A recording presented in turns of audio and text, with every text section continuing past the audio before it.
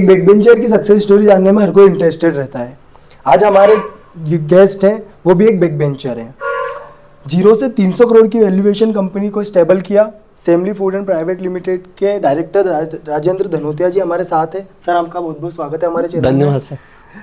तो सर आपकी स्टोरी बड़ी इंटरेस्टिंग है, तो हम लोग शुरुआत करेंगे आपके जो 300 करोड़ का बिजनेस बनाया है, आपके अपकमिंग प्लान्स, जो भी आपकी कंपनी का बहुत बड़ा टारगेट है वो उसके बारे में थोड़ा सा ऑडियंस को आपके द्वारा थोड़ी सी जानकारी, फिर हम लोग इस ब्रॉडकास्ट को शुरू करते हैं। जी सर, जो अभी हमारा कंपनी है Semli Foods and Beverages Private Limited, इसको अभी हम इंदौर शहर में 8 से 10 आउटलेट बहुत जल्दी आने वाले हैं। फिर इसी बिजनेस को हम एक्सपांशन करेंगे पूरे एमपी के अंदर, जो Tier 2 सिटीज़ है वहाँ पे। फिर इसको हम अब्रॉड भी हम लेके जाएंगे, ये हमारा प्लान है। ये हमको 2045 तक इस कंपनी को हम 1 लाख करोड़ की कंपनी बना देंगे। 1 लाख करोड़? Yes sir. और हम 1 लाख लोगों को रोजगार देने का हमारा विजन है, इसी मिशन पे हम काम कर रहे हैं सर। अच्छा सर, आपकी स्टोरी को शुरू करने के पहले आपका जो एक एम होता है कि हम लोगों को फूड इंडस्ट्री में ही अपना फ्यूचर सेट करना है, आपकी शुरुआत उत्साह फूड इंडस्ट्री से रिलेटेड हुई है या फिर इसके पहले आपका कुछ और बिजनेस रहा है? आपने शुरुआत कहाँ से करी? देखिए, मैं अपना बेसिक बता देता हूँ। मैं रहने वाला हूँ एक मंदसौर जिले का एक गाँव है सेमली रूपा करके, श्यामगढ़ के पास। जी सर। इस पूरी कहानी में यहाँ तक पहुँचा का जो अहम रोल है वो मेरा नवोदय स्कूल का एक अहम रोल है। मेरी जो स्कूलिंग पूरी हुई है वो नवोदय स्कूल में हुई सर। मैं 12th तक नवोदय स्कूल में पढ़ता था और मैं बैक बेंचर था, मैं सबसे लास्ट में बैठता था। और मैं 11th 12th दोनों साल मैंने टॉप किए सर। मेरा नाम अभी भी लिस्ट में जो रिटर्न टॉपर उसमें लिखा हुआ है। तो मैं 12th के बाद जब शहर में आया था 2001 में, तो मेरा था कि यार मेरे को खुद का एक बिजनेस करना है। तो सर जैसे आप खुद का बिजनेस जब करते हो तो आपको खुद का बिजनेस करने के लिए आप किसी भी पर्टिकुलर एरिया का आपको जोग्राफिकल नॉलेज होना चाहिए। फिर आपको मार्केट में डिमांड कितनी है और सप्लाई कितनी है और एक गैप कहाँ है वो आपको डायग्नोस करना ज़रूरी है। अब चूंकि अपने को इतना सब नॉलेज कुछ नहीं था शहर में, न कभी अपना पैसा भी था कि पैसा लगा के अपन कोई बिजनेस चालू करें, तो शुरुआत 0 से करना थी। तो मैंने सर फिर मेरे जो एक परिचित था मेरा, मैंने बोला मेरे को भैया कोई पार्ट टाइम जॉब दिला दे। तो फिर मेरे को जब उसके 6 महीने के बाद एक जॉब मिला था मेरे को, STDP से था, रेलवे स्टेशन के ठीक सामने। तो मैंने जो पहला जॉब मेरा वहाँ चालू किया, मेरे को काम था झाड़ू पोछा लगाना और सब जो काम था ये मैंने। एक CBSE इंग्लिश मीडियम का 12th टॉपर, पहली प्रोफाइल झाड़ू पोछा, थोड़ा सा ऐसा सर क्या था कि मेरे को तो सीखना लाइफ में क्या था, learning is more important rather than money. पैसे की बजाय आपका ज्ञान महत्वपूर्ण है। तो ये सोच के सर कम से कम वो दुकान स्टेशन के ठीक सामने थी, तो मैक्सिमम लोग वहाँ आते हैं, तो मेरे को ज़्यादा लोगों से इंटरेक्शन होता और मैं सीखने को ज़्यादा मिलता मतलब मेरे को। तो फिर मैंने वो उसको सहज स्वीकार कर ली कि भाई मेरे को वहाँ पर वो काम भी करना था और कुछ कलेक्शन था अमाउंट का, जो कॉन्फ्रेंस उस ज़माने में होती थी, तो पैसे का कलेक्शन भी, ये सब काम तो सीखने वाला पर्पज़ मैंने पहले रखा, तो वो करके मैं चालू किया सर। तो मैं 6 महीने में पूरा सीख चुका था।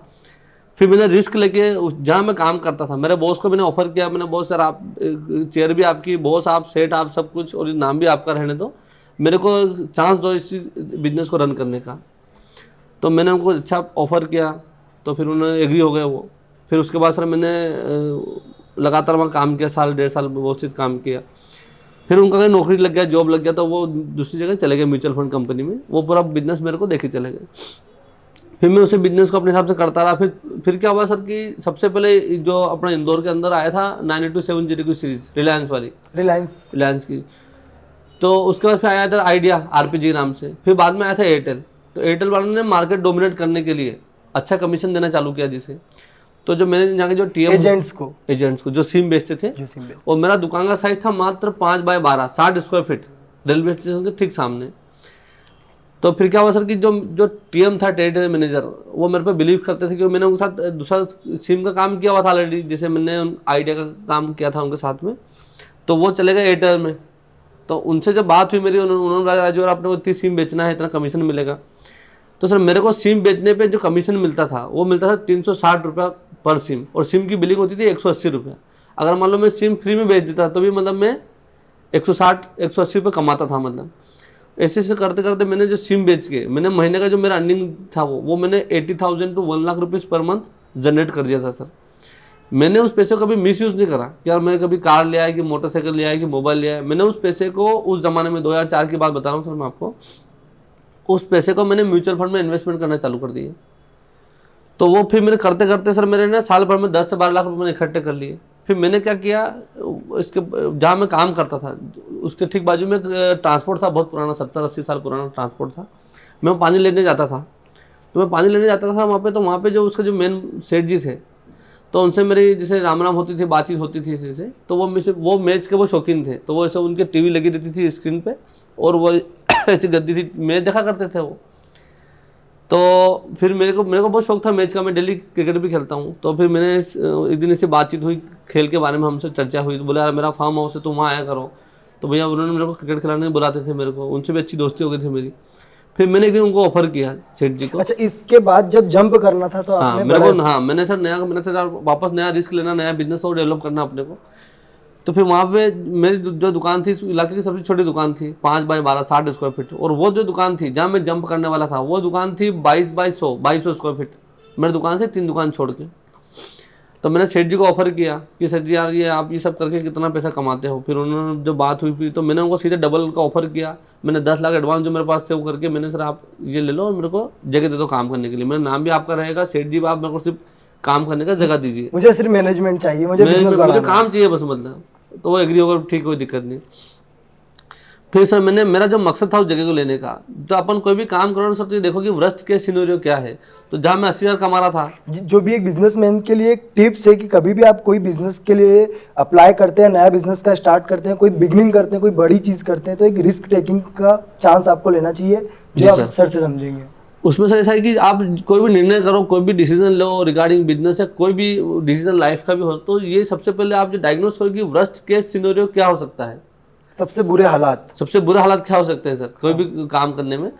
तो मैंने देखा कि उसमें मेरे पास सबसे बुरा हालत क्या हो सकती थी उस डिसीजन लेने में। तो ये उसमें था कि सर मैंने 40,000 में दुकान ली थी, तो मेरा जो मैक्सिमम मेरा जो था कि यार 40,000 तो वो चले जाएंगे मान लो, कुछ भी नहीं हुआ तो, और 5,000 बिजली का बिल मान लो। तो मेरा जो वर्स्ट केस सीनियर था 45,000 मेरा लॉस था, ये मेरा, जबकि मैं अर्निंग मेरी 80 से 1 लाख रुपए थी। तो मैं सोचा चलो मेरा ये 45,000 चला भी जाएगा, लेकिन मैं उसके पीछे जो मेरे को चांस था मौका मिलने का, क्योंकि वो 2200 स्क्वायर फीट जगह थी, मेरे पास करने को बहुत कुछ था, बहुत स्पेस है। बहुत स्पेस था सर। फिर मेरा मकसद था कि जो मेरे गांव के जो लोग हैं, मतलब जैसे गांव के आसपास के जो व्यापारी लोग हैं, तो आजकल तो क्या मोबाइल से सब ऑनलाइन ट्रांजेक्शन होता है और लोग पैसा डाल देते हैं, हाँ। प्रोडक्ट देख लेते हैं। पहले क्या वो कैरी करते थे पैसा, उस समय तो स्मार्टफोन भी नहीं होते थे, ज्यादा नहीं थे। स्मार्टफोन नहीं थे, तो वो पैसा कैरी करते थे, वो आते थे बेचारे। तो मेरा जो थॉट प्रोसेस था कि यार जब अपने आसपास के जो व्यापारी हैं वो आए तो कम से कम अपने बैठ जाए, उनका चाय पानी की अपन व्यवस्था कर दें, समाज सेवा। और वो अपने पूछे बेटा तुम कहाँ के रहने वाले हो, फिर अपने अपने पिताजी का नाम, अपने गांव का नाम जब बताएंगे तो अपने को बड़ा प्राउड फील होगा। ये सोच के मैंने सर वो जगह ले ली थी, और मैंने खुशी हुआ तो क्रिकेट खेल लेंगे अपन इतनी बड़ी जगह में, मतलब ये सोच के फिर मैंने वो जगह ली थी। अब वहाँ क्या हुआ सर कि मैंने अच्छी चाय बनाना चालू कर दी, तो चाय के साथ साथ क्या हुआ कि नाश्ते की डिमांड बढ़ गई, पोहा चालू करो, ये चालू करो। अब मेरे पास सर, मैं उस फील्ड का नया आदमी था, मैंने कभी वो काम किया नहीं था। अब मैं और रिस्क लेना नहीं चाहता था, तो फिर मैंने क्या किया, जो बेचारे जो ठेले लगाते थे जैसे रोड के किनारे, लेकिन जो अच्छे लोग थे, ईमानदार थे, राजस्थानी मेहनती लोग थे, मैं उनको लेके आया हूँ। फिर मैंने उनसे बात करी, उनको मैंने बोला कि भाई मेरे पास बिजली है, पानी है, जगह है, ग्राहक है, सब व्यवस्था मेरे पास फुल है, आप आइए अपने जगह, मेरी जगह के सामने अपना ठेला लगा लीजिए या अपना स्टॉल वहाँ पर लगा लीजिए, आपको सारी व्यवस्था मैं फिर 6 महीने तक फ्री करता हूँ। तो वो लोग एग्री हो गए सर, तो उन्होंने फिर क्या नाश्ता वास्ता का काम चालू अच्छा, किया। एक अपॉर्चुनिटी ये भी थी कि उन लोगों को अतिक्रमण वालों की बड़ी परेशानी होती थी। उनको दिक्कत थी, और मैंने तो क्या, मेरे पास जगह थी बड़ी, तो मैंने बोला आप अपना काउंटर वाउंटर सब मैंने बना दी, जो फिक्स कॉस्ट थी वो मैंने बेयर कर ली। मुझे पता का मान लो नहीं भी चला पाएंगे तो कम से कम ये तो काउंटर मान लो मैंने 10 में लिया तो कम से कम 8 रुपये बिकेगा, तो मेरी डिस्क 2,000 रुपये की थी। तो मैंने उनको इन्वाइट किया, वो शर्ट्स तैयार हो गए, उन्होंने अच्छी मेहनत किया, तो वहाँ एक अच्छा बिजनेस डेवलप हो गया। फिर सर सब्जी पूड़ी की डिमांड खड़ी हुई, जो लोग बेचारे किसान लोग आते थे व्यापार अपने ये मोटर पंप खरीदने, जिसे कि कम कीमत में शुद्ध खाना मिल जाए। कम, फिर हमने सर वो पूड़ी सब्जी भी बेलना चालू कर दिया, फिर हमने वो चालू किया। फिर जैसे करते करते मैंने साल भर में सर 50 लोग खड़े कर दिए, मतलब चाय नाश्ता खाना 24 आवर चलता था, दुकान अपना स्टेशन के ठीक सामने था, ये सब बढ़िया चल रहा था काम। और मैं 1 साल के अंदर मैं ब्रेक इवन पे आ गया था, विदिन 1 ईयर मैंने ब्रेक इवन तक पहुंच गया था, नो प्रॉफिट नो लॉस वाली सिचुएशन में आ गया 1 साल के अंदर। मैंने इतने लोग खड़े कर दिए, इनकी सैलरी भी जा रही थी, सब हो रहा था, मतलब सुबह भी चाय का अलग काउंटर था, शाम का चाय का काउंटर अलग था, रात का नाश्ते का काउंटर था, खाने का काउंटर था, ये सब सिस्टमेटिक काम बढ़िया चल रहा था। फिर मैंने क्या है कि विजन चार्ट में बनाता हूँ, तो मैंने उसमें लिखा था कि मेरे उसमें विजन चार्ट में कि भाई I am earning 2,000 per day from my this business, मैंने ऐसे लिखा था ऊपर जहाँ मैं ब्रेक इवन पे था। तो मेरे को आइडिया है टिकट काउंटर का क्या अपन टिकट काउंटर अपन चालू कर लेते हैं, जनरल टिकट का जो होता है लाइसेंस सब ऊपर मैंने। ये जब रिसर्च करने के बाद वो क्या मार्केट में और क्या नीड हो जनरेट हो हाँ, सकती मेरे को है? आइडिया है कि क्लिक हुआ कि यार अपन को जनरल टिकट काउंटर भी ले सकते हैं। फिर मैंने उसका पूरा रिसर्च करा, तो रिसर्च करा तो मैंने देखा कि जो अपना इंदौर स्टेशन है वहाँ से जो टोटल नंबर ऑफ टिकट्स जो बिकते हैं वो मोटा मोटी एवरेज 32,000 पर डे टिकट्स बिकते हैं, इंक्लूडिंग प्लेटफॉर्म टिकट्स। तो मेरे को ऐसा था कि वो जो लाइसेंस गवर्नमेंट ने जो मतलब टेंडर निकाला था उसमें ऐसा था कि आपको एक टिकट पे 2 रुपये कमीशन मिलने वाला था, चाहे वो 10 रुपये का टिकट हो चाहे 300 रुपये का टिकट हो, आपको 2 रुपये के टिकट पे कमीशन मिलने वाला था। तो मैंने जब रिसर्च किया मैंने लगा 32,000 टिकट पर डे बिक रहे हैं, अगर मान लो अपन इनमें से मान लो 10% भी अपन बिजनेस एक्वायर कर लेंगे मान लो, तो अपन 3,000 प्लस टिकट बेचेंगे। तब एक किस्सा मिस कर रहे हैं आप, जो टेंडर जब उस कोटे के टेंडर हुए थे उसके लिए भी भैया ने बहुत अच्छी बिजनेस स्ट्रेटेजी लगाई, वो टेंडर वाला किस्सा थोड़ा सा आप एक्सप्लेन करिए। उसमें से ऐसा था कि जो टेंडर निकला था ना सर, वो टोटल 4 कोटे के लिए निकला था, एक जनरल, एक अपने ST/SC, एक OBC, एक अपना हैंडीकैप, ऐसा। हैंडीकैप। तो फिर मैं सोचा कि यार एक टेंडर का जो कॉस्ट था वो मोटा मोटी 2 से 2.5 लाख रुपए था, मतलब एक काउंटर स्टार्ट करने का। तो मैंने क्या किया सर, मैंने चारों फॉर्म डाल दिए, क्योंकि कोई भी आदमी सिर्फ देखो मेरे को 2 रुपये कमाना खरीदे मेरा मकसद नहीं था पहले दिन से। मेरा था कि यार ना जिसे मुझे कस्टमर मिलेगा तो मैं उसको पानी भी बेचूंगा, मैं उसको चाय भी बेचूंगा, मैं उसको नाश्ता भी बेचूंगा, मैं उसको खाना भी बेचूंगा, मैं उसको तकिया भी बेचूंगा, मतलब पूरा व्यवस्था मैं करूंगा, मतलब जो मेरा थॉट प्रोसेस था मतलब। और जिसे मान लो कोई भी जिसे दूसरा आदमी टेंडर लेता है तो उसको सिर्फ 2 रुपये टिकट मिलते हैं, तो आदमी फिर उसमें दुकान किराए से लेना, आदमी रखना, फिर किसी के लिए वो मतलब पॉसिबल नहीं था। लेकिन चूंकि मैं चाहता कि मुझे कस्टमर मिल जाएगा तो मेरे पास बाकी चीज़ें भी मैं दे पाऊंगा। तो चारों टेंडर से मैंने लिए, फिर वो दोस्तों के नाम से फॉर्म भर के फिर चारों टेंडर मैंने अपने हिसाब से लिए। शुरू में सर मैंने क्या करा कि जो मेरे जो टिकट बिके, मतलब मैंने कम से कम 12 लाख रुपए मोटा मोटी खर्च करा। मेरे जो टिकट बिके सर 15 टिकट के आसपास बिके पर डे पहले दिन जब हुआ? पहले 15 दिन, पहले 15 दिन जो एवरेज टिकट बिके ना सर, मेरे मात्र 15 टिकट बिके। मतलब मैंने मोटा मोटी कितने पैसे कमाए, 30 रुपये कमाए after investing 12 lakh rupees. 12 lakh रुपए इन्वेस्ट करने के बाद जब आपकी शुरू की 15 दिन की कमाई आपको जब दिख रही है कि 30 रुपये पर डे के हिसाब से आपकी इनकम हो रही है, तो अब आप इसको कैसे एक्सपेंड कर सकते हैं, ज़्यादा से ज़्यादा अपने कस्टमर्स को बुला सकते हैं, उसके बारे में आप थोड़ा सा। जी सर, फिर मैंने क्या स्ट्रेटेजी अपनाई, मैंने सोचा कि यार सर देखो ऑलरेडी बिजनेस तो था ही सर वहाँ पे, क्योंकि 32,000 जो पैसेंजर हैं वो पर डे टिकट तो परचेस कर रहे हैं रेलवे से, और मेरा दुकान रेलवे से ठीक सामने दुकान था। फिर मैंने अपना स्ट्रेटेजी क्या किया मैं आपको बताता हूँ सर। मैंने क्या किया कि 2-3 जो वहाँ पे लोग थे महाराष्ट्र के थे, वो बच्चे वो हैंडीकैप थे, वो भीख मांगते थे समय। फिर मैंने उनको बुलाया, मैंने यार बेटा तुम ये भीख मांग के कितना पैसा कमाते हो? तो मैंने उनको बोला कि तुम जितना पैसा कमाते हो ना उससे ज़्यादा पैसा मैं आपको दे दूंगा, आप कहीं में जाइए, आप भीख मत मांगिए, अपने स्वाभिमान की ज़िंदगी जियो आप। तो फिर मैंने उनको बढ़िया नहला धुला दिया सर, बढ़िया व्यवस्थित। और उनको मेरा जगह तो मेरे पास बहुत सी 2200 स्क्वायर फीट, तो मैंने बोला आप ये रहो खाओ पियो, और आप सिर्फ इतना करना है कि जो बाहर जो काउंटर है जहाँ से पैसेंजर जाता है, आप उनको इन्फॉर्मेशन दे दो सर टिकट काउंटर बाहर भी रेलवे ने चालू कर दिया है, और 2 रुपये एक्स्ट्रा शुल्क पे, ऐसा करके आप उनको, हमने उससे पर्चे छपवा लिए। मैंने एक तो उनको लिया सर, 2-3 बच्चे थे उनको काम में लिया। दूसरा जो वहाँ पे ऑटो रिक्शा वाले जो भैया लोग रहते थे, तो उनका काम रहता था कि जो जब ट्रेन आती है तो उनका जो टारगेट रहता कि आने वाली ट्रेन से उनका टारगेट रहता था, क्योंकि जो वो पैसेंजर लेके फिर उनको अपने स्टेशन पे डेस्टिनेशन पे ड्रॉप करते थे या होटल में ले आके, तो उनको कमीशन वहाँ से मिलता था। तो उनका जो पूरा सिस्टम था वो आने वाली ट्रेनों से था। जब जाने वाली ट्रेनें थी तब उनको फ्री बैठे रहते थे, मतलब तो तब मैं 2-3 लोगों को उनको भी पकड़ा, उनको अप्रोच किया, बात करी मैंने, सर यार आप थोड़ा जब फ्री रहते हो 1 घंटा एक आधा घंटा जब समय आपको मिलता है तो थोड़ा 2-4 घंटे मेरे को दे दिया करो, मैं आपको इतना पैसे दे दूंगा। तो सर 2-3 लोगों मैंने उनको तैयार करा। आपने मार्केट ओपन मार्केट से अपने वेंडर रेडी करे? वेंडर रेडी कर लिया मैंने। RPF वाले को भी बात करी, जो कि सर उनका काम रहता है RPF वाले का लाइन लगाना वहाँ पे, जब क्राउड कंट्रोल करना, तो मैंने उनको भी इन्फॉर्मेशन दिया, मैंने सारा कम से कम यार मेरे को जो क्राउड रहते हैं यहाँ पे, तो ये गवर्नमेंट का टिकट काउंटर अपना, तो आप वहाँ पे भेज दिया करो, मतलब जहाँ लाइन ज़्यादा नहीं लगे, मतलब और जहाँ व्यवस्था ना बिगड़े। तो मैंने उनको बोला, RPF वाले को बोला, GRP वाले को बोला, रिक्शा वाले को मैंने से तैयार करा। मैंने वो जो बच्चे अपने सराउंडिंग सब लोगों को एक जो बेरोजगार के दिमाग में, हाँ जो लोग बेरोजगार थे, मैंने उनको रोजगार पे लगा के ये काम चालू कर दिया। तो सर क्या हुआ कि विदिन 6 मंथ जहाँ मेरे टिकट 15 टिकट बिकते थे, मेरे टिकट बिकने लगे 5,000 plus per day. 5,000 ticket per day. मेरे पास 4 काउंटर थे। फिर मैंने क्या करा, इंक्वायरी काउंटर भी खोल दिया वहाँ पे, ये फ्री ऑफ कॉस्ट खोल दिया मैंने, क्योंकि जिससे पैसेंजर जाता था 1 नंबर प्लेटफॉर्म पे, तो वो बोले यार तुम 4 नंबर पे जाओ इंक्वायरी करने, 4 पे जाओ, तो बोले 1 पे जाओ। और आदमी जब बीच में जाता था तो उसका बेचारा 270 रुपये का रसीद बन जाता था, क्योंकि वो टिकट लेके जाता नहीं था आदमी। तो वो लोग परेशान थे। तो फिर मैंने उसका भी क्या करा कि मैंने चलो कम से कम जैसे आप आए मान लो सब, आपने बोला मेरे को यार नागपुर जाना है, अब बाय द वे ट्रेन में जगह नहीं है, फिर हमने क्या कहा कि चलो ट्रेन में जगह नहीं तो हमने बस में जगह है, हमने आपको बोला सर बस खाली है स्लीपर कर दे, बोले ठीक कर दो। तो हमको उधर से बिजनेस हमारा डेवलप हुआ। एक टिकट काउंटर से आपने पूरी ट्रेवल एजेंसी पूरा स्टार्ट कर कैप्चर दिया। कर लिया। हाँ सर, फिर मैंने रिजर्वेशन वाला भी काम चालू कर दिया, टिकट का लाइसेंस लेके, फिर मैंने वो करके, तो ऐसे करते करते करते मैंने अपना बिजनेस डेवलप किया सर बढ़िया।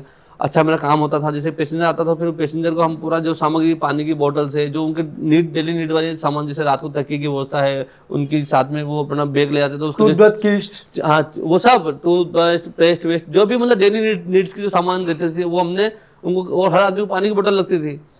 तो पानी की बोतल सर जो हमको उस समय मिलती थी 5 रुपए 6 रुपए में, और अंदर कितने मिलती थी 20 रुपए में, हमने उनको 15 रुपए में बेचना चालू कर दी। मैं सर ये पानी की बोतल आपको 15 रुपए, बोले ठीक है दे दो बेटा, दे दो बेटा। हमने उनको भी, जो बच्चे थे उनको भी हमने, जो बच्चे काम करते थे हमने उनको भी बोला कि तुमको भी 10 रुपए में पड़ेगा, आप उसको 15 में बेचो। हमको मान लो 8 में मिलती थी सपोज करो, तो हमने पैसा कमाया, जो हमारे बच्चे थे टिकट इशू करते थे उन्होंने पैसा कमाया, और कस्टमर को फायदा हो गया। ऐसे करते करते अच्छा मतलब माहौल था, बढ़िया पैसा कमा रहा था मैं, बढ़िया व्यवस्थित। फिर मैं वहां से गया सर अपना हरिद्वार गया मैं बाबा जी। मैं सोचा पहले तो मैं सोचा यार ये सब सिस्टमेटिक है, सेट है ना, लेकिन जो लाइफ में मजा आना था वो नहीं आ रहा था मेरे को सर। अच्छा, फिर मैं सीधे गया बाबा जी के पास हरिद्वार योग सीखने के लिए। बाबा रामदेव का जो आपके बाबा फोटोज भी हैं हाँ जी, सोशल बाबा मीडिया रामदेव पे। जी के पास मैं गया था। तो सबसे पहले मैंने क्या करा सर, मैंने करा पावर का सेंट्रलाइजेशन, काम का डिसेंट्रलाइजेशन कर दिया था। मैंने हर डिपार्टमेंट वाइज अलग अलग सबको डिपार्टमेंट का हेड बना दिया था कि भाई चाय आप बनाते हो, कितने पैसे कमाते हो अपन, 800 रुपये, आप कितने लेते हो, 300 रुपये सैलरी लेते हो, मेरे को कितना बचता 500, आप मेरे को 500 मत दो, आप मेरे को 300 रुपये दो। अब इस बिजनेस का आप ओनर आप हो, इस बिजनेस को आप ग्रो करो, ग्राहक से सही बिहेव करो। ऐसे करते मैंने उनको सबका अलग डिपार्टमेंट को, चाय को, नाश्ता को, खाने को अलग डिपार्टमेंट को मैंने पावर रखा मेरे पास, सेंट्रलाइजेशन करा, और काम का मैंने डिसेंट्रलाइजेशन कर दिया। ऐसा पूरा स्ट्रेटेजी बना के मैंने क्या करा, फिर मैं चला गया बाबा जी के पास हरिद्वार योग सीखने के लिए।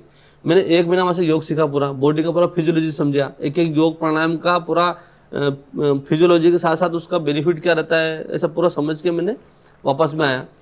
फिर सर मैंने क्या करा मैं लालबाग जाता था योग सिखाने, मैं नेहरू पार्क जाता था योग सिखाने, मैंने वहाँ लोगों को योग सिखाना चालू किया, मुझे भी अच्छा लगने लगा और अच्छा माहौल रहने लगा। अब ये सब काम सही स्मूथ चल रहा था। फिर मुझे लगा यार मेरे जो गांव के लोग हैं, जिसे बेचारे जो कभी ट्रेन में बैठे नहीं थे, मैंने उससे लोगों को भी अपने फ्लाइट से मैं मुंबई घुमा के लेके आया, बढ़िया उनको एलिफेंटा केव्स और समुद्र, पानी सब दिखा के उनको मैंने एल्बम बना के भी दिए।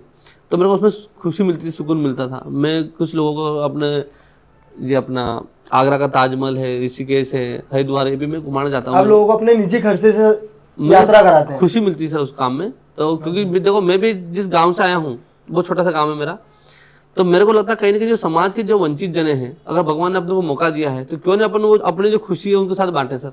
जिसे मान लो, बहुत अच्छी जिसे मान लो सपोज करो आप, जिसे आपने कोई सनसेट देखने गए, आपको अच्छा ब्यूटीफुल पिक्चर आप देख रहे हो मान लो, अब आप कुछ चीज अकेले देख रहे हो मान लो, आपने सनसेट देख रहे हो, तो आपको अकेले तो खुशी नहीं होगी, लेकिन आपको 4 दोस्त रहेंगे, अरे यार देखो कितना मजा आ रहा है यार, वो सनसेट हो रहा है। तो वो जो खुशी सबके साथ बांटने में मिलती है सर, तो वो फिर सोच के सर मैं काम करता था, मुझे अच्छा लगता था बढ़िया। फिर ये सब स्मूथ चल रहा था, कहानी सुनने में अभी तक अच्छी लग रही थी, सब कुछ बढ़िया था। लेकिन इसमें कभी तक उत्साह नहीं आया। अब उत्साह अब बहुत जल्दी आने वाला है सर। इसमें क्या हुआ कि जो एसटीडी पीछे था ना सर, वो भी मेरे गांव के कुछ लड़के थे, तो मैंने उनको चलाने को दिया था, मैंने चलो तुम चला लो, एक जमा बिजनेस दे दिया उनको दिया, चल तुम चला लो भैया, मेरा काम इधर चल रहा है बढ़िया। मेरा छोटा भाई पवन, उसका मेन रोल रहता है इस पूरी कहानी में, उत्साह में, वो मेरा साईं की तरह साथ में है और मेरे से ज़्यादा मेहनत वो करता है। तो मैंने मेरे भाई को बोला था कि यार ये तू जो अब जो रेस्टोरेंट है वो तू संभाल, वो बैठता था, वो डे टू डे काम वो संभालता था।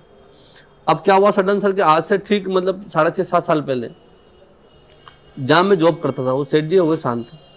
अच्छा, तो हाँ ओनर शांत हो गए, तो मेरे को कुछ ऐसी परिस्थिति बनी कि मेरे को सर वो जो रेस्टोरेंट वाला सेगमेंट था वही मेरे को छोड़ना पड़ा, जो एसटीडीपी वाला जो मेरा पार्ट था वही मेरे को छोड़ना पड़ा। जहाँ मैं पिक में था मैं एकदम से जीरो हो गया आज से 6.5 साल पहले। मतलब मेरे पास ना कोई एम्प्लॉय बचा, ना मेरे पास कोई बिजनेस बचा, कोई कुछ नहीं बचा, मैं बिल्कुल जीरो हो गया सर। इतने अब यहाँ से नई शुरुआत होती है। फिर क्या होता है सर कि फिर मेरे जो टिकट लाइसेंस वो तो मेरे नाम से था, जिसे मान लो मैंने सोचा, तो मैंने क्या करा कि जो टिकट काउंटर था वो फिर मैंने दूसरी जगह अपना एक ही, जहाँ 4 काउंटर थे मैंने चलो एक ही काउंटर से अपन काम चालू करते। फिर मैंने एक काउंटर, छोटा सा एक काउंटर की जगह मैंने किराए से जगह ली, 5x7 35 स्क्वायर फीट जगह ली मैंने, 50,000 रुपये महीने में किराए से, रेलवे स्टेशन ठीक सामने वो जगह लेके मैंने अपना काउंटर वहाँ पर चालू किया। वो जगह से भी मैं 1 लाख रुपये महीना कमाता था। इतनी सी बड़ी जगह से, क्योंकि तब तक मेरे पास बिजनेस इतना एक्वायर हो गया था, सब फोन पे नंबर हो गया था, सबको टिकट में करता था फोन पे और ये सब काम करता था। फिर मैंने क्या करा, सर हमने सोचा रहा खुद का अपन जगह ले लेते, क्योंकि अपन जहाँ भी काम करते हैं मेहनत करते हैं अपनी जगह वापस चली जाती है, अपने हाथ में नहीं रहती है, तो अपने खुद का जगह चाहिए अपने को। फिर हमने क्या करा, ये जो जहाँ अपन बैठे हैं जिसे है, तो ये जो प्लॉट है सर, ये हम देख रहे थे, हम 2 करोड़ के आसपास हमारा बजट था उस समय, 1 करोड़ की हमारे पास व्यवस्था थी। हम 2 एक भाई हैं, साथ में 3 भाई हैं, एक मेरा भाई दीपक करके है, एक पवन और एक मैं सर। तो हमारा जो मेरा भाई उस नौकरी भी करता था, बढ़िया उसका जॉब था। तो हम जो टोटल हमने पैसा अभी तक क्रेडिट किया था वो मोटा मोटी हमारे पास 1 CR की व्यवस्था थी। फिर हम सोचे कि 1 करोड़ का अपन लोन ले लेंगे, 2 करोड़ में खुद का जगह ले लेंगे। 100% एफर्ट लगाने के बाद 2 करोड़ रुपए की 2 आपकी करोड़ की व्यवस्था हुई। व्यवस्था थी। अब सर ये जो प्लॉट हम देख रहे थे, ये प्लॉट हमको मिला 2.5 करोड़ रुपए में। तो हम जब ब्रोकर के पास गए, बोला 2.5 करोड़ का प्लॉट है, क्योंकि प्लॉट पसंद आ गया हमको। फिर हमने क्या करा, हमने कुछ दोस्तों से बात कर ली, तो उन्होंने ठीक है हम आपकी मदद कर देंगे। तो सर मेरे को 20 लाख दोस्तों से मदद मिल गई, उधार मैंने उनसे पैसे ले लिए। अब और 30 लाख कम पड़ रहे। तब उस समय मुसीबत में हमारी जो वाइफ और मम्मी ने, उन्होंने सबने जो बेचारी जो ज्वेलरी थी उनकी, वो सब दे दी उस समय मुसीबत में, चलो ठीक तुम अपना काम निकाल लो। तो सर ये मैंने सब इकट्ठे करके 2.5 करोड़ में ये सिर्फ प्लॉट लिया। आपको जान के बड़ी हैरानी होगी कि सब पूरा एफर्ट लगा के घर की महिलाओं की ज्वेलरी को बेचने के बाद पूरा 2.5 करोड़ का जब लैंड लिया, तो 2.5 करोड़ के लैंड पे शुरुआत एक चाय की टपरी से हुई। उस चाय की टपरी से जब शुरुआत हुई, तो उसके आगे की कहानी आपको और इंटरेस्टिंग लगेगी। जी सर। अब उसमें ऐसा था कि यार मैंने जगह तो ले ली, अब बनाने के पैसे मेरे पास थे नहीं। अब जैसे मुझे पता था हम कोई भी काम करेंगे, आप कोई भी काम करो, अगर आपके पास ईमानदारी, मेहनत, विजन, मिशन ये सब आपके पास है, तो आप सक्सेस, और जुनून अगर आपके साथ है तो आप सक्सेस की तरफ जाओगे, कोई दिक्कत उसमें आपको रोक नहीं सकता। अब चूंकि काम क्या करना है वो डिसाइड नहीं था कि यार मेरे को यार रेस्टोरेंट डालना है, क्या काम करना। अब चूंकि मुझे अनुभव का क्या था, मैं बताऊँ, अनुभव में तो गाय भैंस का अनुभव था गाँव का, वो तो जहाँ चरा नहीं सकते थे। एक मेरे को HTDPCO का अनुभव था, वो यहाँ कर नहीं सकते, वो बिजनेस खत्म हो गया था। एक मेरे को थोड़ा रेस्टोरेंट का अनुभव था। एक मेरे को अनुभव ये था कि हमारा जो प्लान था कि यार जिसे जो अपन बल्क में माल ले लेंगे, मेट्रो बेस्ट प्राइस जैसे रहता है ना सर, कि बल्क में माल लेके अपन दुकानदारों को अपन माल बेच, जैसे अपन 100 कट्टे अपन ने माल लिया, अपन 1 कट्टा सबको दे देंगे। तो वो एक प्लान था कि अपन वो काम भी अपन कर सकते हैं, मतलब होलसेल वाला कोई होलसेल दुकान डाल देंगे अपन और ये काम कर लेंगे। अब चूंकि ये इलाका नया था, मैं जहाँ काम करता था वो रेलवे स्टेशन था, ये इलाका मेरे लिए नया था पूरा। और 2000 कब ये लैंड? ये मैंने लिया था 2018 को, 28 अप्रैल 2018 को मैंने लैंड परचेस किया सर। आज से मोटा मोटी मतलब 5.5 पौने 6 साल इस जगह के हो गए। जी सर। अब सर मैंने क्या किया कि वापस इलाका नया था, तो भाई वापस मैंने वही जो बात मैं आपको पहले बताई कि भाई अपने को मार्केट में सबसे पहले देखो कि नीड कितनी है, फिर उस नीड के लिए सप्लाई कितनी है और गैप कहाँ पे, आपको डायग्नोस करना पड़ेगा, तो आपका बिजनेस चलेगा। मालूम पड़ा आपकी भाई नीड इतनी है और आपकी सप्लाई भी इतनी है, तो गैप तो बचा नहीं है, फिर आपका बिजनेस नहीं चलेगा। बिजनेस के लिए गैप तो होना चाहिए ना सर। तो फिर मैंने ये चीज़ डायग्नोस करने के लिए सबसे इजी वे था, मेरे पास पैसे थे नहीं, सबसे इजी वे था चाय बनाना चालू कर दिया मैंने। तो मैंने जब चाय बनाना चालू किया, जैसे सपोज करो आप आए, विवेक भैया आए चाय पीने, अब चाय पीने, ले बेटा चाय बना दे। अब विवेक भैया को नहीं सब पता है, तो उन्होंने बोला चलो चाय बनाओ, ठीक है। मैंने ठीक है सर बैठिए आप। फिर मैं उनको पूछता था कि विवेक भैया को, सर कि चाय में चीनी कितनी डालूँ। तो जब कोई प्रोडक्ट ग्राहक के हिसाब से बनता है तो ग्राहक को अपनापन फील आता है उसमें, कि यार ये प्रोडक्ट मेरे हिसाब से बन रहा है, ये मतलब अपनापन उसको फील होता था। तो इन्होंने बोला कि यार भाई मेरे को कम चीनी की चाय बढ़िया बना दो। हमने चाय बनाकर आपको दे दी एक चाय, और जिसे एक ग्राहक आता तो मैं एक ही बनाता था, 2 आते तो 2 ही बनाता था। मैं मेरे हिसाब से अगर चाय दोबारा गर्म हो गई तो वो डिस्ट्रॉय हो गई मेरे हिसाब से, तो मैं नहीं करता था ऐसा। फिर क्या हुआ, हमने चाय पिला के पिला दिया आपको, अब आप जाने लगे। जब जाने लगे तो फिर मैं आपसे फिर पूछता था कि सर चाय कैसी बनी, सर चाय, क्योंकि आप तो अपने विचारों में चाय पी के चले गए, जाने लगे थे। फिर मैं रोका, मैं सर चाय कैसी बनी, फिर आपने चाय बहुत बढ़िया बनी बेटा यार। फिर जब शाम को आप दोस्तों के साथ बैठते थे आप, तो जब दोस्तों के साथ बैठे थे किसने बोला यार आपने अच्छी चाय पीना है, तो फिर आपके ब्रेन के अंदर वो बात मैंने फिट कर दी कि अच्छी चाय मिलती है। तो फिर बोला अच्छी चाय, तो आपको ब्रेन ने आपको तुरंत जवाब दिया प्रोसेस करके, अच्छी चाय मीन्स उत्साह। फिर क्या हुआ सर कि आप शाम को दोस्तों को लेके आ गए, फिर अच्छी चाय लगी तो फिर वापस 4 को लेके, ऐसे करते करते महीने 1.5 महीने के अंदर यहाँ पे मैंने अप्रैल का महीना था समय, मेरे पास मैं सिर्फ ग्रीन नेट लगाया था इधर और सिंपल सा अपना काम चालू किया था टपरी लगा के। तो सर 1 से 1.5 महीने के अंदर इतना क्राउड होने लगा कि सर मतलब टोकन की व्यवस्था करने की, मतलब बिना टोकन के तो फिर कंट्रोल नहीं हो रही थी भीड़, मतलब ये वाला मामला हो गया था। और अपने को नाश्ते की डिमांड भी खड़ी हो गई थी। फिर मैंने क्या करा, मेरे ताऊजी का एक लड़का है, वो बेचारा ठेला चलाता था शहर में। फिर मैंने उसको बोला, मैं दादा तू कितने पैसे कमाता है, क्योंकि जब आप ग्रो करते हैं ना सर, तो आप क्या अगर मान लो परिवार का कोई बंदा है जो मतलब स्ट्रगल में है, ट्रबल में है, और आप अगर केपेबल हो और आपने उसकी मदद नहीं की तो आपको सक्सेस का कोई मतलब नहीं है। तो सबसे पहले अपने परिवार का, अपने समाज का, अपने शहर के आदमी की, अगर आपके पास you are capable then you have to help him, मतलब आपको उसकी मदद करनी चाहिए। मतलब फिर मैंने उसको बोला, मैं दादा तू कितने पैसे कमाता है? बोला राजू मैं 8 से 10 हज़ार रुपये कमाता हूँ। मैंने काम करो दादा, तू ये सब काम बंद कर दे, तू टोकन काट, तेरे को मैं 15 रुपये दूंगा महीने के। फिर उस भैया को मैंने मेरी टीन शेड बनाया, फिर मैंने छोटा सा सर, फिर मैंने उसको टीन शेड में वो मेरा भाई टोकन काटता था और मैं चाय बनाता था। फिर चाय पोहा नाश्ता ऐसे करते करते सर मैंने 1 साल के अंदर, मैंने कोई प्राइवेट लिमिटेड कंपनी बनाई थी, कुछ मेरा प्लान नहीं था क्या करना था, तो सर मैंने 2.5 से 3 लाख रुपए महीने की इनकम जनरेट कर दी। मैंने प्लॉट से ही, सिर्फ इसी प्लॉट से मैंने 2.5 से 3 लाख रुपए महीने की इनकम जनरेट कर दी। फिर बाद में ऐसे चलता रहा, फिर मैंने सामने का कुछ पार्ट रेंट पे लिया, फिर मैंने सोचा नमकीन मिठाई बेकरी का मैं काम चालू करता हूँ। फिर मैंने उसके बारे में रिसर्च किया, सब सोचा समझा, फिर मैंने 2020 में मेरी कंपनी बनाई।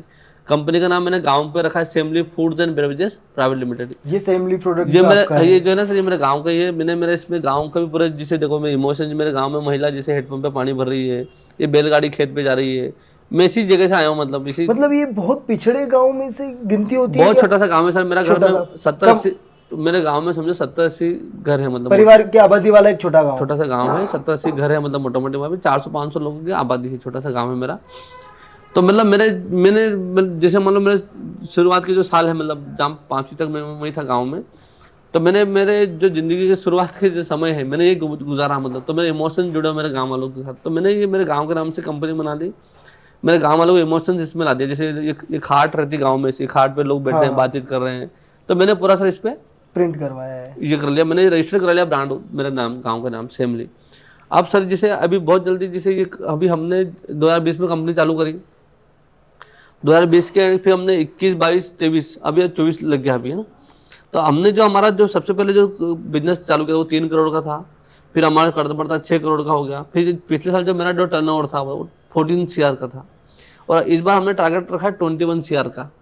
तो ऐसे से हमको जो एक कुछ प्राइवेट जो इन्वेस्टिंग फर्म्स रहती है, वो मेरी जो कंपनी है उसको 30 करोड़ रुपए देने को तैयार है, 10% स्टेक लेके।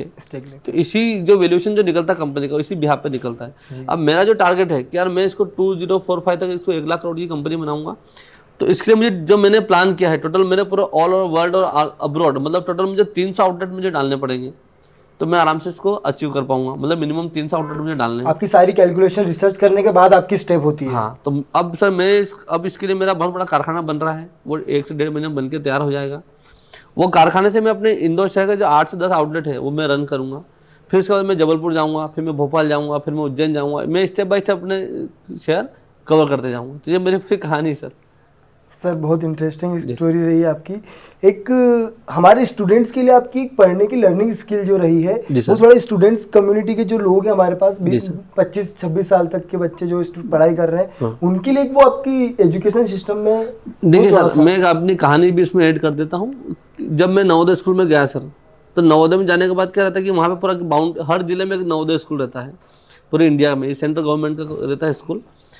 तो वहाँ पे क्या पूरे शहर के बाहर से बाउंड्री रहती है पूरी, आपको अंदर ही रहना पड़ता है बाउंड्री के अंदर। गुरुकुल पैटर्न पे आपकी पढ़ाई होती है, CBSE पैटर्न रहता है, गुरुकुल जैसा सिस्टम रहता है। तो जब हम गए वहाँ पे, मैं पिताजी का इकलौता लड़का था, अब हम गए जिसे, तो हमको बहुत पेरेंट्स की याद आती थी, हम बहुत रोते थे मतलब जिसे। अब चूंकि उसमें ऐसा था कि नवोदय में कि यार भाई जैसे पूरे जिले से लड़के आते हैं, 50 लड़के रहते हैं पूरे जिले से। अब आप कौन से गांव से आए मुझे नहीं पता, फिर आप कौन से गांव से आए मुझे नहीं पता, ऐसे सब। तो उसमें हमको ये सीखने को मिला मतलब लाइफ में कि यार भाई नए लोगों से कैसे कॉप अप करना, उनसे कैसे अपना जो सबसे मिलके, नए लोगों से मिलके अपना काम कैसे आगे बढ़ाना, एक दूसरे की मदद से, एक दूसरे के सहयोग से, वो हम सब सीखे वहाँ से। एक सवाल ये है कि मॉर्निंग में उत्साह रेस्टोरेंट पर मॉर्निंग में 7 से 8 बजे स्प्राउट्स और हेल्दी जूस इम्यूनिटी बूस्ट करने के लिए फ्री में बांटा जाता है। सर ये आपके स्टाफ के लिए या कोई भी गेस्ट या कोई भी कस्टमर आता है उसको? सर देखो, हमारा मकसद है कि जैसे मान लो शहर ने मेरे को इतना दिया है, जैसे मान लो, तो मेरा भी जवाबदारी शहर के प्रति, जो मैं आपको अर्लियर मतलब बता चुका हूँ कि भाई अपनी भी जवाबदारी अपने को लेना पड़ेगा कंधों पे। तो सर मैंने छोटा सा इनिशिएटिव लिया है कि जो भी इस क्षेत्र से गुजरते हैं सवेरे, योगा करने वाले हो, रनिंग करने वाले हो, गपशप करने वाले हो, जो भी बुजुर्ग लोग हो, मतलब जो भी युवा हो, जो भी हो, मतलब जो इस क्षेत्र से गुजर रहे हो, जो आसपास रहवासी हो, उनके लिए मैंने 7 से 8 सवेरे सवेरे जूस, हेल्दी जूस, जिसमें आंवला है, कभी चकुंदर है, कभी लौकी है, और स्प्राउट्स, ये हम फ्री प्रोवाइड करते हैं सर, पिछले 2 साल से हम करते हैं। साथ ही साथ हम क्या करते हैं कि उनको हम बोलते हैं सर आप 5 मिनट इसको बैठ के चबा के खाइए। तो जब 5 मिनट बैठते हैं सर, तो हम रामायण की चौपाई लगाते हैं। तो और जो आप बोल रहे थे कि हम जो रेस्टोरेंट है मेरा, रेस्टोरेंट में मैंने स्ट्रिक्टली इस वो एक हमारा वो है कि या तो सिर्फ इसमें क्रिकेट चलता है, रामायण चलता है, इसमें कोई न्यूज़ या मूवी हम नहीं चलाते। उसके पीछे का हमारा थॉट प्रोसेस ये है सर कि कहीं ना कहीं जिसे मान लो जो भी गेस्ट है, गेस्ट के ब्रेन में गुड थॉट्स का इम्प्लांटेशन हमारा मेन मकसद है सर। जैसे मान लो सपोज अपने सिस्टर के साथ में आए, मम्मी के साथ में आए, और मान लो कोई जैसे मूवी चल रही है, जैसे मान लो कोई गाना चल रहे हैं जो आपको हेजिटेट होना पड़े, आपको झिझक होना पड़े, उसकी बजाय कहीं ना कहीं हम ऐसी चीज़ जो अपनी संस्कृति है कि भाई कैसे पेरेंट्स का ओबे करना है, कैसे दोस्तों के साथ साथ निभाना, मतलब तो हमारा थॉट प्रोसेस रहता है कि कम से कम वो अच्छी चीज़ें गेस्ट के ब्रेन में इम्प्लांट हम कर पाएँ, कहीं ना कहीं अपनी संस्कृति को वहाँ तक पहुँचा पाएँ। ये मेरा मकसद रहता है सर। चलिए राजू जी, बहुत अच्छी स्टोरी रही आपकी, बहुत चैलेंजेस आपने देखे हमारे ऑडियंस के लिए, बहुत सारी इंस्पिरेशनल बातें आपने बताई, शेयर करी। कहीं कोई एक ऐसा किस्सा छूट रहा हो हमसे जो हमारे ऑडियंस तक पहुंचाना बहुत ज़रूरी है, तो वो थोड़ा सा आप हमारा शेयर करें। हो सकता है बातों में मुझे कुछ और भी। हाँ सर, हम इतना चाहते हैं सर कि मान लो कोई बेरोजगार है जिसे मान लो, तो आप एक बार ज़रूर मेरे से मिलिए, जो मदद होगी मैं करूँगा, उनको सही गाइडेंस कहाँ जॉब के मतलब जहाँ जॉब होगा मैं उनको जॉब भी दिलवाऊँगा। उसके अलावा जो बच्चे रहते हैं पढ़ने वाले, जैसे MBA BBA वाले जो भी बच्चे रहते हैं, और मान लो आपको कुछ भी काम सीखना हो ना मेरे यहाँ, जैसे मान लो आपको ब्रेड बनाना सीखना हो, बिस्किट बनाना सीखना हो, मिठाई बनाना सीखना हो, मैं आपको फ्री ऑफ चार्ज मैं आपको सारी व्यवस्था फ्री में कराऊंगा इधर, आप आप सीखिए। इंटर्नशिप, हाँ मुझे बहुत अच्छी बात याद आई है, उत्साह और सेमली ब्रांड के अंदर इंटर्नशिप भी लगातार होती रहती हैं भैया के सानिध्य में। भैया उसके लिए एक सर्टिफिकेट भी इशू करते हैं, वो थोड़ा सा आप स्टूडेंट्स को जी गाइड कर सर, दीजिए। स्टूडेंट्स के लिए क्या रहता है सर कि जैसे जब जो वो BBA MBA जो पढ़ाई करते हैं तो उनको एक पार्ट रहता है कोर्स का, एक कोर्स का एक पार्ट है कि भाई आपको किसी भी जो संस्थान में, प्राइवेट लिमिटेड संस्थान में आपको जाके वो सीखना पड़ता है। जैसे मान लो कि आप इंटर्नशिप इंटर्नशिप करना होती है, तो वो हम फ्री में प्रोवाइड करते हैं बच्चे को। हम अपनी तरफ से सारे जो ब्रेकफास्ट वगैरह भी प्रोवाइड करते हैं, उनको एक चीज़ सिखाते हैं कैसे हमारा मिठाई बनती है, कैसे मिठाई के लिए मावा कैसे बनता है, दूध में अडल्ट्रेशन कैसे चेक करना, उसका फैट SNF सीधा, मतलब बारीक बारीक चीज़ हम सिखाते हैं सर। तो अगर कोई भी आपका जैसे जो भी आपका विजिटर है, जो भी आपका ऑडियंस है, अगर वो कभी भी आए तो हम उसका स्वागत है सर, हमको पूरा सिखाएंगे। कोई बच्चे को इंटर्नशिप करना हो कभी भी आ जाओ, कोई दिक्कत नहीं। तो स्टूडेंट्स के लिए हमेशा ये अपॉर्चुनिटी रहेगी। फूड इंडस्ट्री और मैनेजमेंट के स्टूडेंट्स भी इस बात को ध्यान रखें, आपके कोई फ्रेंड्स या सर्कल में जो भी ऐसा हो जिसको इसी चीज़ की नीड हो, आप उसके लिए हमारा पॉडकास्ट की लिंक शेयर करें ताकि उनको भी ज़्यादा से ज़्यादा लोगों तक ये सूचना पहुंचे। और एक आपके वहाँ जिसका आपने कभी प्रचार नहीं करा ना, आपका कोई स्टाफ हमेशा विनम्र रहता है, पूरे 168 लोगों का स्टाफ है, हम लोगों ने देखा है। आपके मेन ब्रांड पे एक बोर्ड लगा है कि किसी भी सज्जन के पास अगर पैसे नहीं है तो वो किस थॉट पर्पस से आपने क्या वो सर उद्देश्य रख के आपने उसको जी सर, लिखवाया? देखो उसमें हमने क्या लिखा है कि सज्जन वर्ड हमने यूज़ करा है। तो हम चाहते हैं कि जैसे मान लो कोई सज्जन आदमी, सपोज करो कोई उसका पर्स मिसिंग हो गया, कहीं किसी कारण वो दूसरे शहर से आया है यहाँ पे, मान लो उसका पैसे खत्म हो गए हो, और ईमान सज्जन आदमी जैसे मान लो, तो उसका वो अपना एक एज ए सिटीजन, वो अपना धर्म है सर, वो हम करते हैं। लेकिन उसमें सज्जन वर्ड ऐसा नहीं कोई ड्रिंक करके आ गया उसके लिए हम नहीं करते, लेकिन जो वाकई में जो नीड है वाला आदमी है, हम उसकी मदद जरूर करते हैं सर, वो करते हैं। वो एक पार्ट है समाज का, सोशल का। 14 प्रकार की जड़ी बूटियों वाली चाय में, मुझे लगता है इंदौर में एकमात्र ऐसी जगह है जहाँ पे 14 प्रकार की जड़ी बूटियों वाली चाय मिलती है, जो आपको इम्यूनिटी भी बूस्ट करती है, साथ में कुछ फ़ायदा भी कहीं ना कहीं पहुँचाती है। तो ये 14 जड़ी बूटियों की चाय का आइडिया कहाँ से आया? क्योंकि इन हैंड आपका जो भी बिजनेस रहा है वो कहीं ना कहीं उसका मेन रोल चाय ही है। जी सर। तो ये थोड़ा सा देखो जब कोरोना काल जब आया था ना सर, तो उस समय फिर मेरे को दिमाग में आया कि क्यों ना, जैसे अपन चाय तो सब पीते ही हैं, क्यों नहीं हम उसमें जो अपना इम्यूनिटी बूस्टर वाली चीज़ें इसमें ऐड करते हैं, जिसमें जब भी टेस्ट भी नुकसान ना हो और उनको वो चीज़ें उसके बॉडी के अंदर चाहे। तो हमने सर उसमें गिलोय, दोनों तरह की तुलसी, रामा तुलसी, सामा तुलसी, लौंग, काली मिर्ची, स्टीविया, अदरक, अपना केसर, ऐसे हमने टोटल 14 जड़ी बूटी का उसमें जैसे मिश्रण डालना चालू कर दिया। तो उसमें क्या रहता है कि जो चाय पीता है आदमी उसका इम्यूनिटी बूस्ट होता है। गिलोय, जैसे बाबा रामदेव ने कोरोनिल जब दवाई बनाई थी कोरोना में, तो उसमें जो मेन था वो उसमें सारा एक तो अश्वगंधा और आपका गिलोय था, तो 2 चीज़ हम इसमें डालते हैं सर। तो उसका इम्यूनिटी मतलब वो आपका जैसे एंटी कोरोना बोलो या इम्यूनिटी बूस्टर टी बोलो उसको, तो वो कहीं ना कहीं थोड़ा प्रोसेस रहता है कि यार वो अपने जो गेस्ट के हेल्थ के लिए सही रहे। हम दूध भी बनाते हैं, दूध भी हेल्दी वाला दूध रहता है अपना, सुबह जूस भी हेल्दी, तो कहीं ना कहीं मतलब जैसे हेल्थ के लिए भी हम काम। दूध वाले वो महाराज जी की मूछें बड़ी स्पेशल छाट के लाए हैं हम उनको। हाँ, वो राजस्थान से ही हमारे, वो अच्छा मेहनत करते हैं, ईमानदारी से काम करते हैं वो सर। वो 3 घंटे तो बादाम ही छीलते हैं। मतलब हम क्या करते हैं उसमें दूध में, जब हम दूध प्रोवाइड करते हैं तो उसमें हम जैसे बादाम है, फिर आपका खारक है, फिर आपका उसमें मखाना है, फिर उसमें हल्दी है, केसर है, अश्वगंधा है, स्टीविया है, लेमन ग्रास है, ऐसे हम उसमें भी 16 जड़ी बूटी हम डालते हैं। तो वो एक एक, वो जो काका बहुत मेहनत करते हैं, रात को बादाम गलाते हैं, फिर उसको एक एक छिलका छिलते हैं और दिल से सर्व करते हैं मतलब उस चीज़ को।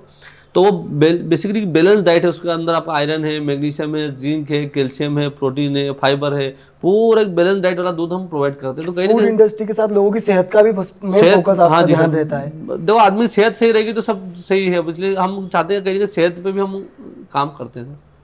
जी सर।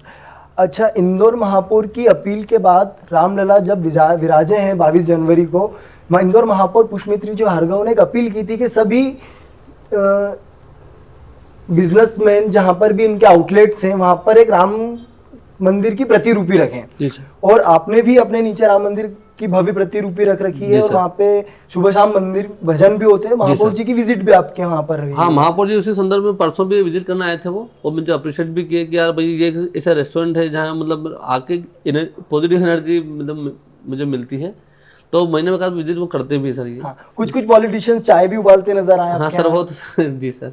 ये अपना विधायक जी रमेश मेंदोला जी भी आते रहते हैं, वो भी अपने हाथ से चाय बनाए हैं। सांसद जी भी आकर चाय बना चुके हैं, महापौर जी भी चाय बनाए हैं। तो कहीं ना कहीं वो लोगों में संदेश जाता है कि यार वो भी मतलब डाउन टू अर्थ है। सभी जितने भी पॉलिटिशियन हैं मेहनत करते हैं, जनता के लिए काम कर रहे हैं, शहर हित में काम कर रहे हैं। तो कहीं ना कहीं वो मैसेज इस वीडियो के थ्रू या इस एक्ट के थ्रू वो देना चाहते हैं पब्लिक को कि यार वो आपके रियल सेवक हैं और आप तो ईमानदारी से काम करते जाओ, अपने शहर को आगे बढ़ाते जाओ।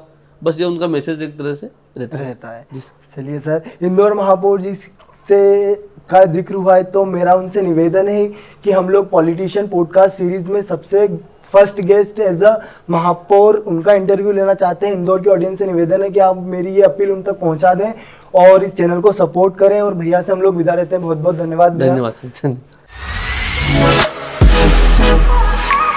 आज के हमारे गेस्ट रहे सेमली फूड ब्रिवरेज प्राइवेट लिमिटेड और उत्साह कंपनी के डायरेक्टर राजेश धनोतिया जी। आपको जान के बहुत खुशी होगी कि ये एक नवोदियन है। तो नवोदियन कम्युनिटी के जितने भी लोग हैं हमारी चैनल को लाइक करें और अपने अपकमिंग बिजनेसमैन फ्रेंड को कमेंट में मेंशन जरूर करें। धन्यवाद।